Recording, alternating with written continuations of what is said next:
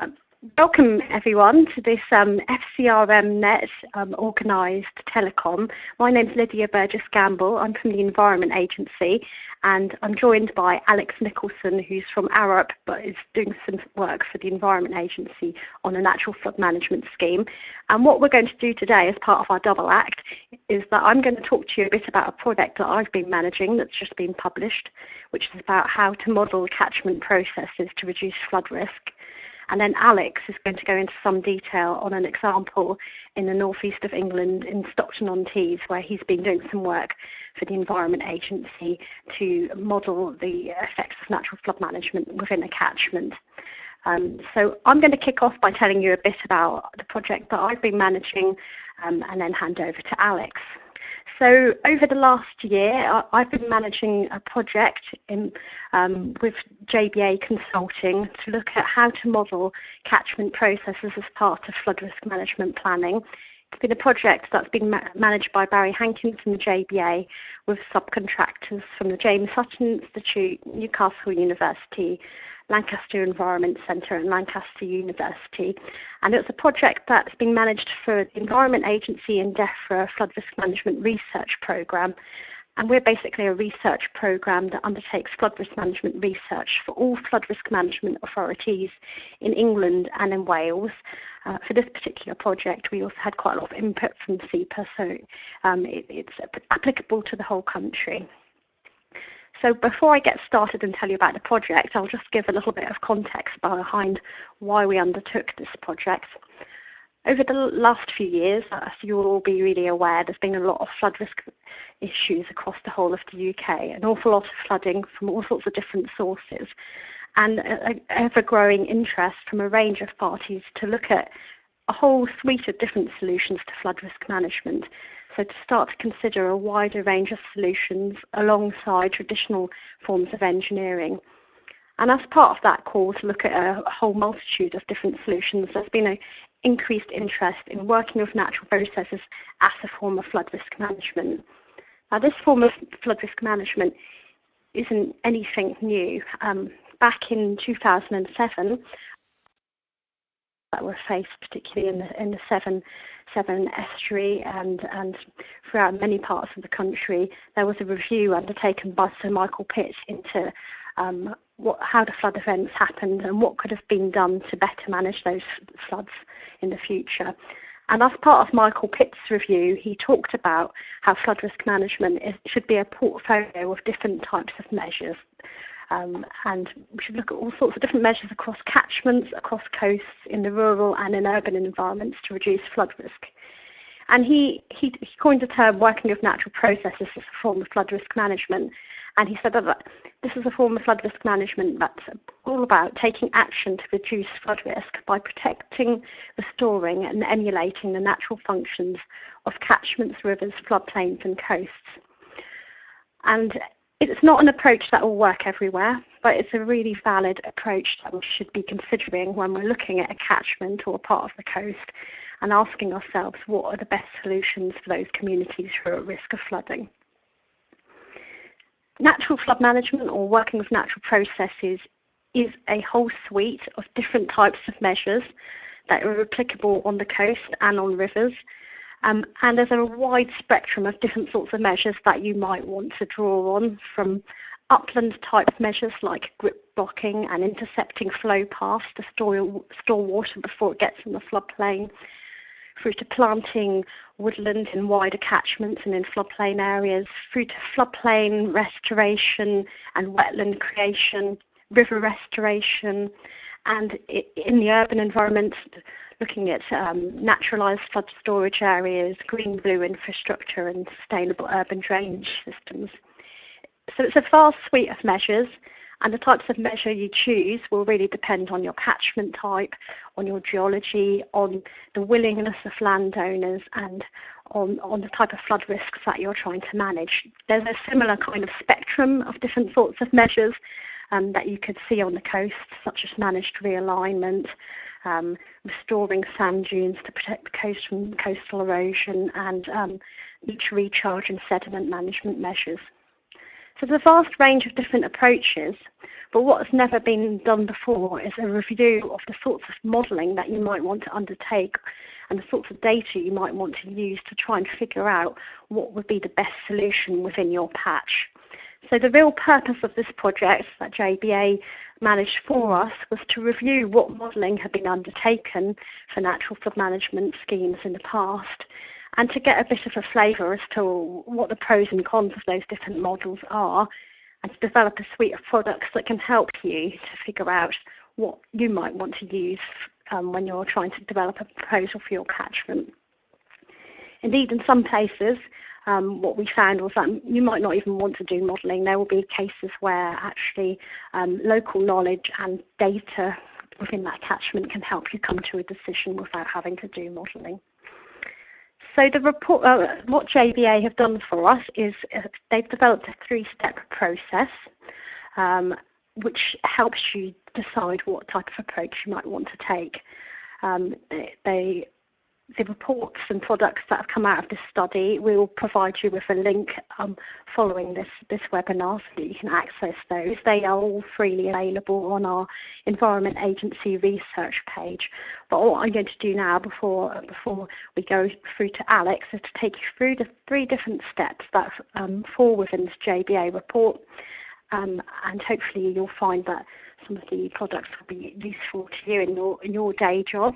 So the first step in selecting a model for your catchment is to have a look at our model library that we've developed. This is an Excel spreadsheet with several hundred models, data and tools within it, and it has a front end that enables you to filter based on information to do with your catchment. So you can go into various different levels of detail depending upon the types of natural process that you're trying to model, whether you want open source data or whether you don't mind obtaining models that need software license. And by clicking on these boxes, it filters all of those models that are within the spreadsheet and puts forward ones that might be appropriate for you. What we had hoped was that you would uncover some magic model that would be amazing everywhere and that it could look at all sorts of different catchment processes.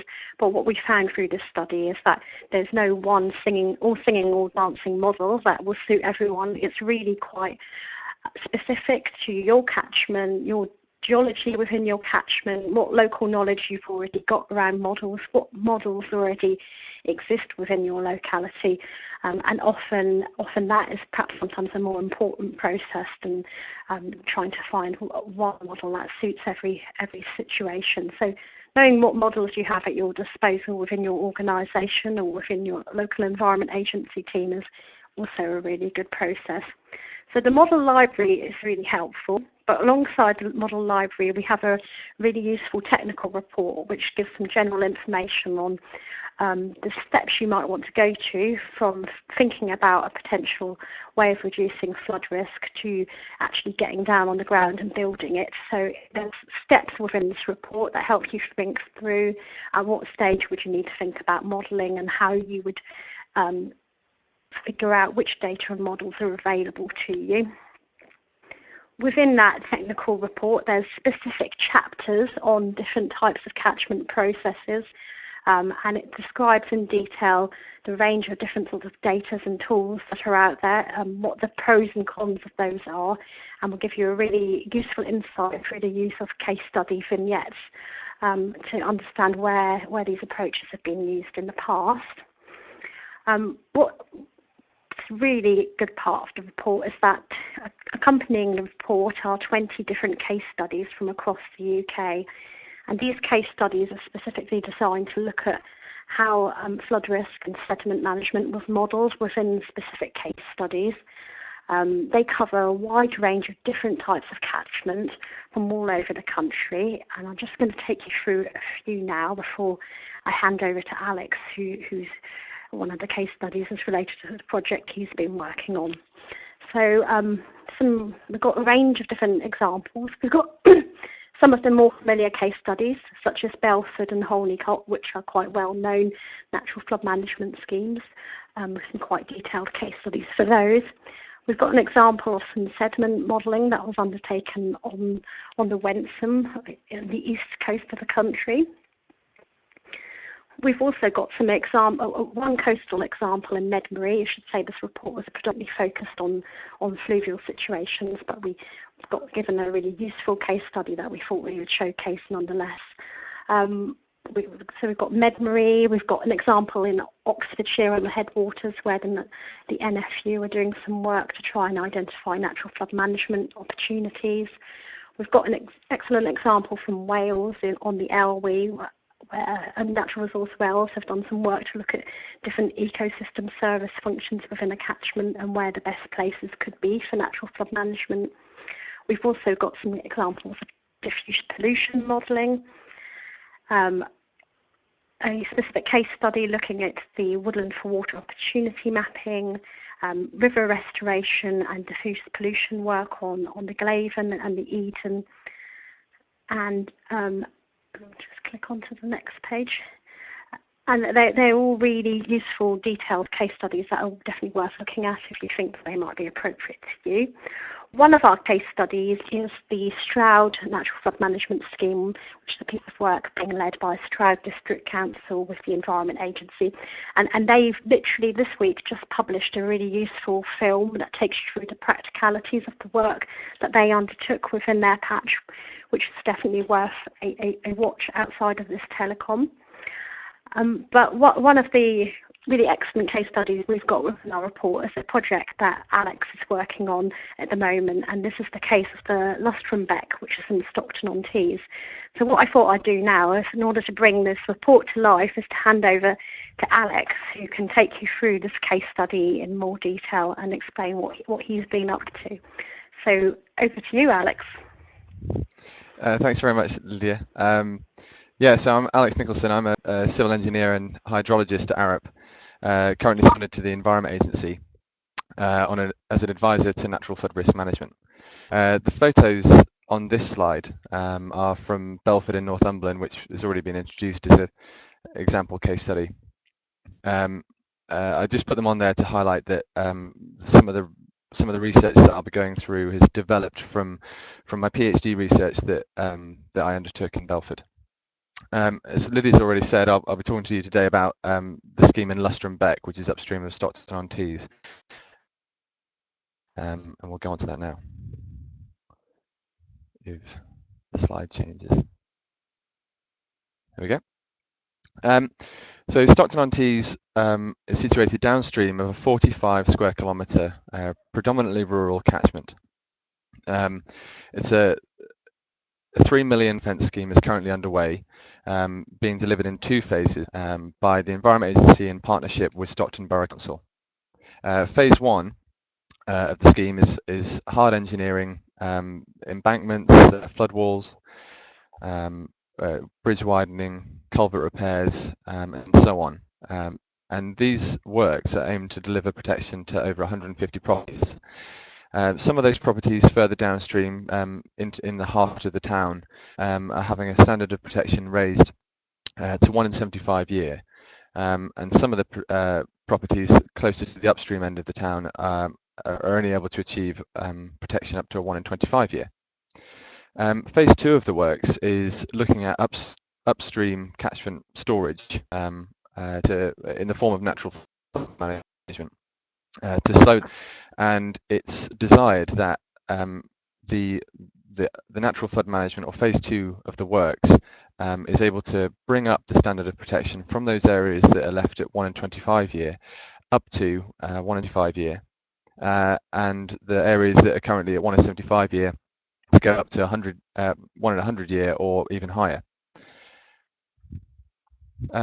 So how can we begin to consider natural flood management at the scale of 45 square kilometres when, particularly when I've been used to looking at such small scale examples like Belford?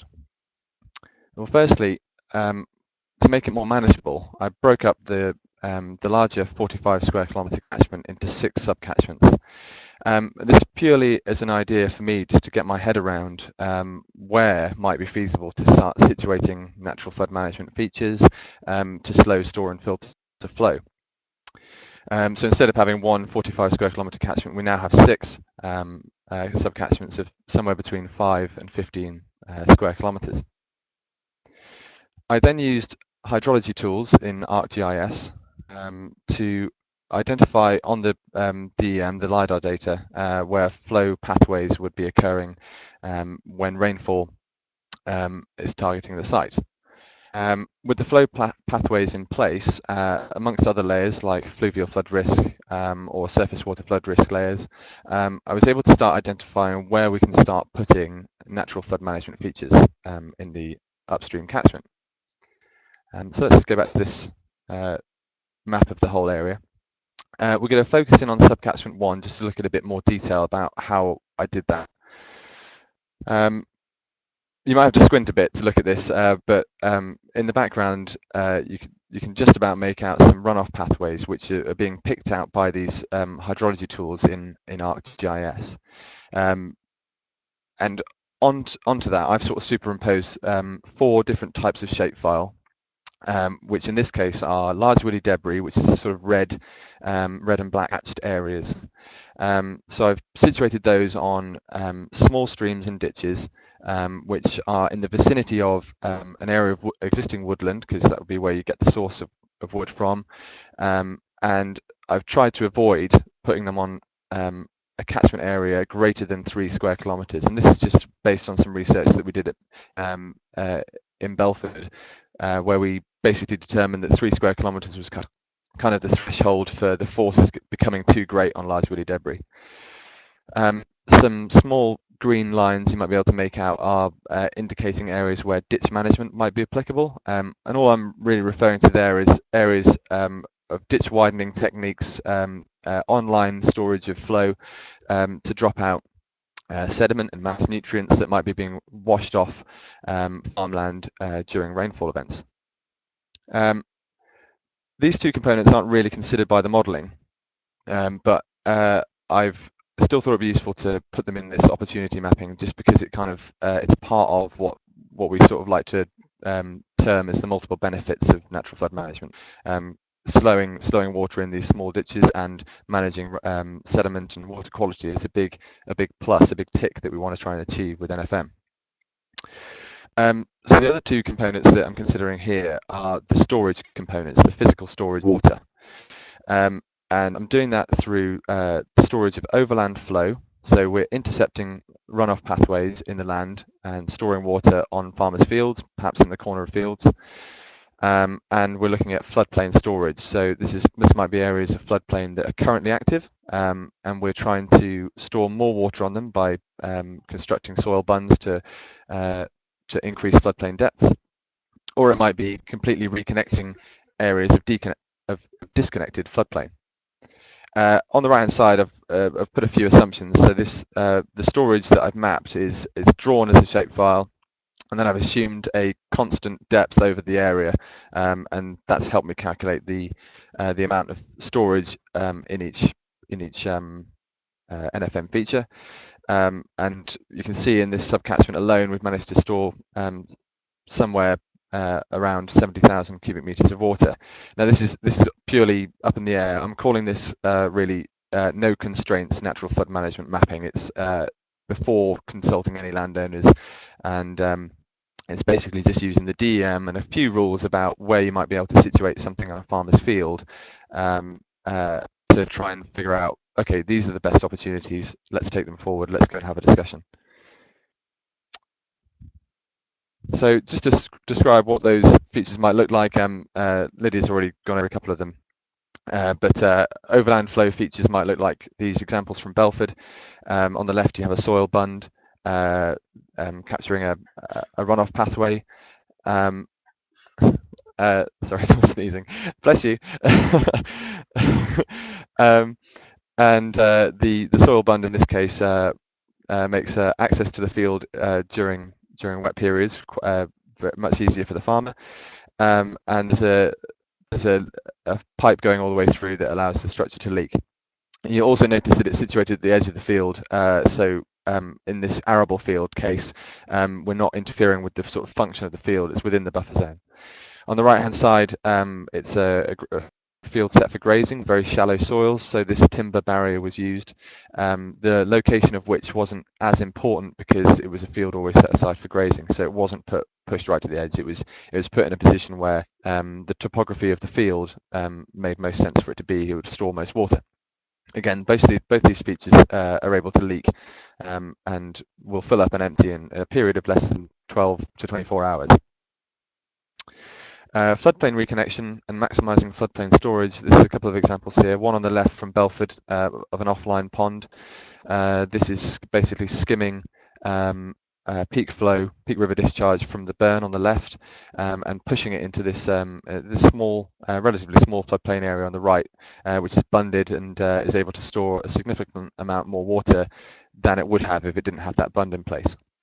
On the right-hand side, Lydia's already mentioned the Honeycut project. So this is an example that Steve Rose from JBA sent, and it's basically a shallow, broad-crested bund situated on a large floodplain, and there's a number of these. And essentially, this floodplain was already active, was already able to be active during flood events, and these shallow bunds allow greater depths of storage and slower propagation of that floodplain flow. So we'll go back to Lustram Beck again. What else does splitting the subcatchment, the larger catchment into these subcatchments allow us to do in terms of the analysis? Well, Newcastle University developed a tool that they basically to help understand the role of different flood peaks coming from different areas of a larger catchment, and they called this flood impact modelling, or FCERM. And it basically allows you to determine the impact of slowing certain peaks or speeding up certain peaks and what that will do to the combined flow further downstream. By understanding the timing of flood peaks, I figured out that we could simulate a storage component within each subcatchment that was directly based on the opportunity mapping that we'd done in the previous analysis, the GIS analysis. So here's how I did it, and you'll have to try and bear with me. It's a bit of a sort of process diagram. So to start with, you have a flow, which might be the RefH or FEH hydrograph for a given subcatchment. So we're looking at the subcatchment scale at the moment. I then applied a threshold, and the point at which any storage in the subcatchment that we've identified through the mapping is allowed to become active. So all flow underneath the threshold is allowed to continue past the storage units, and all flow higher than the threshold is eligible for entering the storage. Now, importantly, this storage unit represents the total subcatchment storage. So where before I showed 70,000 of mapped storage, that would be a storage unit which is capable of storing 70,000 cubics of water. So the flow entering the storage unit is converted into a volume. The volume is converted into a level using a lookup table, and then the outflow from the storage unit is determined using Torricelli's formula of hydrostatic flow leaving an orifice.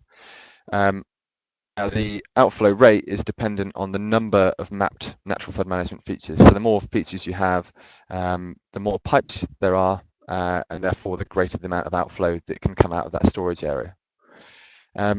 Ultimately, the NFM tool augments the hydrograph, pushing the peak flow from where we don't want it to an area of the hydrograph that we do want it, in layman's terms. So let's quickly look at an example for the Lustram Beck catchment. So here are those subcatchments again. And here is the flood impact model for Lustram Beck. So the coloured hydrographs, the ones that are slightly more squat, are from the subcatchments, and that grey larger one at the top is the combined total flow from those subcatchments. So what the flood impact model was originally intended was to sort of analyse how we could alter flood peaks and how different rainfall patterns might target and increase storm magnitude. So if we just show the delaying effect of one of these subcatchments, we're going to delay subcatchment 1, which is the large blue hydrograph. We're going to delay that by 2 hours. Delaying that by 2 hours takes away the coincidence of the peaks slightly, and it therefore has an impact on the total flow on the main hydrograph, which is a good thing because natural flood management is about slowing the flow. It also identifies areas where you might not want to do that. If you look at the purple hydrograph, this is a smaller catchment closer to the point of interest. By slowing that flow from that catchment, we're actually moving the coincidence of the peaks closer to one another. So we're having a negative impact on the flow. So what I'm about to demonstrate is that beyond that sort of changing of timings of peaks, we're about to demonstrate that physical storage and attenuation of flow has a different effect to simply delaying a peak. Attenuating the flow means you're reducing the peak of the flow as well. So if we apply the NFM tool, or the aggregate storage component of the FIM tool with these peaks, we can see that by representing 40,000 cubic meters of storage in subcatchment 1, for example, we're both delaying and reducing the peaks. So we're having quite a large effect upon the shape of the hydrograph from subcatchment 1. Finally, I'll just show a quick example, which is just this is just like another scenario that we ran. None of these volumes were the maximum amount of volume that we could store in these subcatchments, and some of the volumes that we could apply to catchment 4 and 5, for example, we chose not to due to a number of reasons. This is basically like our prioritized list combined with a bunch of constrictions that we felt would be imposed. But you can see that the tool allows you to identify, okay, locally we're at the outlet of subcatchment 1, we're reducing flow by 21%. And if we added up all the contributions of those flows, the total reduction downstream at the point of interest is about 10%. So it's a very nice, neat, but high-level tool to say these are the areas where we're going to start focusing our interest. So the next steps for Lustram Beck really is developing these preliminary findings into a more robust demonstration. And essentially, we're going to look at more detailed modelling of some of these areas. This is Cotham Wood. This is at the outlet of subcatchment 1. It's a large floodplain area, which is currently very disconnected from the flow, and no evidence that the flow can get out of the channel. So we want to look at some options for reconnecting this floodplain and storing a large amount of water here. Something that we're starting to call NFM plus.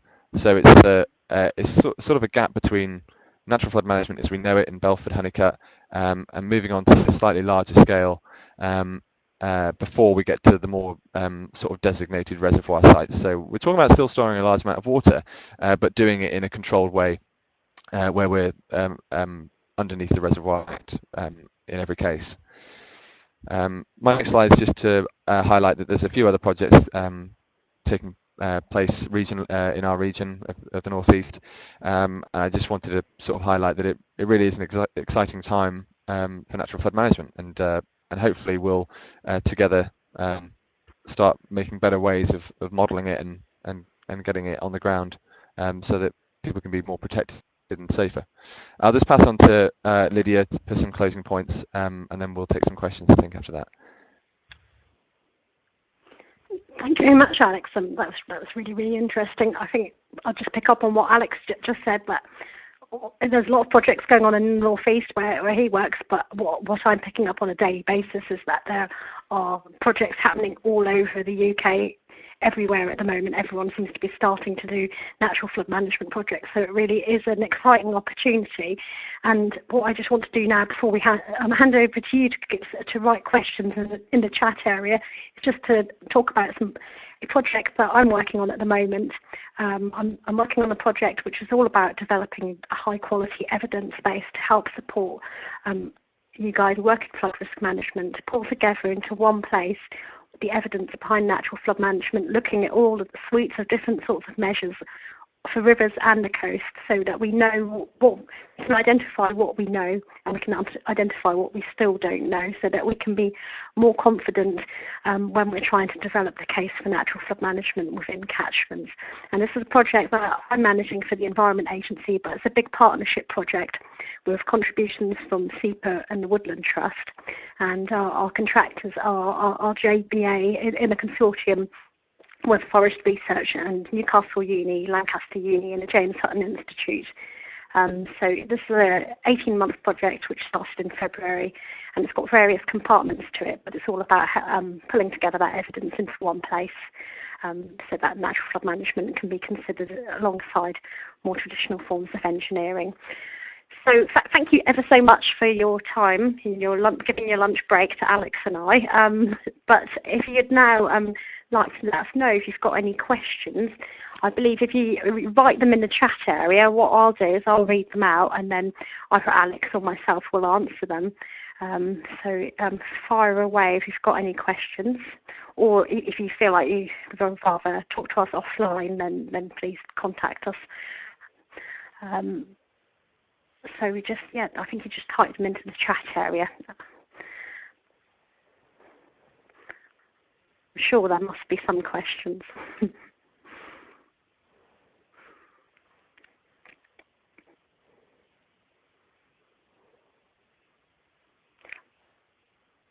Whilst you're all thinking of questions, what we will do is after this event, I believe Harriet Watt will send around the recording of our webinar, so you have that for posterity, but we will also add a link to where you can get access to the reports that I've been talking about, and provide you with our email addresses should you want to speak to us directly. I think we've got some questions starting to come through, so if you want to hold the line. One from Mike Vaughan. The question is, the REFH hydrograph volumes are not directly calibrated to return periods, so how sensitive is your modelling to volume errors? I think that's one for you, Alex. I'll try and answer that one. Thanks, Mike. It is a very simple representation of a situation here. What we did was we made sure that the critical storm duration for the REFH hydrographs was adequate for achieving the worst flood condition downstream. But absolutely, these are there is a huge scope for error in this analysis. It's essentially looking at turning a baseline case, which is a hydrograph, into a design case, which is a hydrograph plus. So if there are volume errors in the REFH hydrograph, those would be represented in both the baseline and the design case. I hope that answers the question, but yeah, again, it is a very simple representation of what's going on. Okay, we've got one from Harriet Watt here, which said, wonder if Alex might like to say a bit more about attenuation and delay and the potential impacts of different MFM measures. So the difference. I presume that's the difference between delay and attenuation. Well, what we're sort of getting at there is that, I mean, attenuation and delay are the same thing, but DMR is just total storage. We're not saying that that we are simply storing and subtracting an area of or an amount of water from the hydrograph. We're taking that water from the hydrograph and delaying its approach through the system. So the same amount of water is coming out downstream. It's just coming out in a different sort of pattern. Some of the evidence we were getting from Belford, although it was very small because we were looking at individual features, we were able to measure a delay effect from pond to pond. But what we weren't able to physically measure was the combined effect of all that storage in the catchment. So what we ended ended up doing was creating this tool, unimaginatively called the pond tool, that emulated the effect of one pond and like a series of them strung together. So we were able to say, well, this is what we've measured from one, and this is what we think would happen with having 30 features of this type in a row. Okay. I think we've got a question from Mark Whitling, which is, does the guide cover details about the cost of modelling versus the cost of the scheme, and how to manage the risk of causing negative impacts from a 5k tree planting or bund that might cost 15k to model? So what it does talk about in our report is about the proportionality of modelling. So there's an example from, I think it's the Shroud example, where rather than doing detailed modelling, what they did do was a really rigorous desk-based study and catchment walkover, which helped to identify the best places for the scheme. So it talks about modelling not always being the answer or not always being necessary. It's got to be, you've got to think about it on a case-by-case basis, because if you're doing a really small scheme, spending 3 times as much on modelling as you are on the scheme, that wouldn't make a huge amount of sense. So it's thinking about proportionality and the risk downstream. So we've got a question from Tim here, which says, has the FIM tool been tested? Are conclusions around coincidence of peaks reliable? I think that's one for you, Alex. No, it's a good question. Well, what I've managed to do is take the FIM tool and represent it in a more sort of standard ISIS format, where routing is considered as well. Saying that as you say, coincidence of peaks is sort of in the way that I presented it just then, is sort of based upon Alex, you've gone having on mute. Oh, have I? I'm back. Yeah, we missed the start of that answer. You might want to start again. Sorry. Oh, okay. Well, it was a really great answer.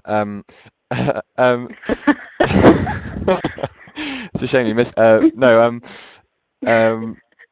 What I've managed to do is I've turned the FIM tool into a more robust representation within ISIS, to look at peaks coming from different areas of a larger catchment, and therefore we get the routing effect sort of through the system.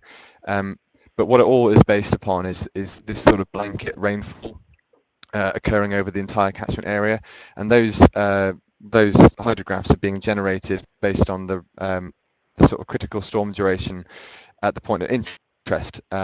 So there could be certain scenarios where, for example, rainfall tracking might go one way over a catchment or another way, and therefore some assumptions that we have might be much more different, with a different pattern of hydrographs and a different timing of hydrographs. So that's something that definitely needs testing, options testing, before something is really looked into. On the small catchment scale, it's not so much a problem, but yeah, as you say, the coincidence of peak timings does occur at the large catchment scale, so that's something we need to look in a bit more detail and do some sensitivity analysis on that. We've probably only got time for one more question. We've got one from Mark Wilkinson here, which says, interesting to hear about your limit for wood placement is 3 kilometre squares. Could it be used at larger scales if it were more engineered, i.e. fixed in place, to be linked to floodplain storage to help push the flow out of the channel onto the floodplain? So yeah, that's probably the last question we can take. So I'll just let Alex respond to that before we wrap up. Okay. Thanks, Mark. Yeah, I am talking particularly in this case about large woody debris in the form of sort of naturalized woody debris, so interlocked large trunks, tree trunks, but all the same, probably not rigidly fixed. So I think, yeah, if it's more engineered, if it's more robust, you could do it on different scales. I think it's more of a sort of nervous thing that especially when talking about areas close to urban areas and culverts and sort of thing. We don't want to make more of an issue than we already have. But yeah, if they're engineered, and it can be ensured through modelling and by design that something won't move based on the design flows that are going through it, then why not go a bit further downstream? Absolutely. Okay, well, thanks everyone for your really great questions. We're going to have to wrap up here. Catherine's going to send around the details from this presentation, these presentations via FCERM.net on their webpage and via their newsletter. So you'll be able to get access to this, so you can listen to it in your spare time if you or share with your colleagues. So thank you very much for spending your lunchtime with us. That's been great. Thanks, Bye. Thank you. Bye. Thank you. Bye.